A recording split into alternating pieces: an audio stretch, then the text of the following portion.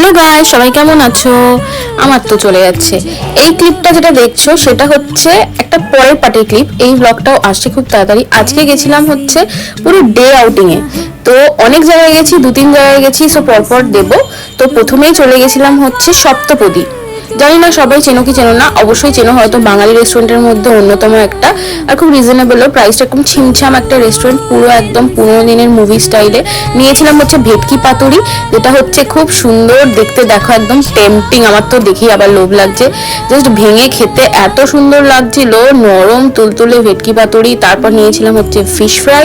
Fish ফ্রাইটা just অসাধারণ ছিল, মানে জাস্ট অসাধারণ।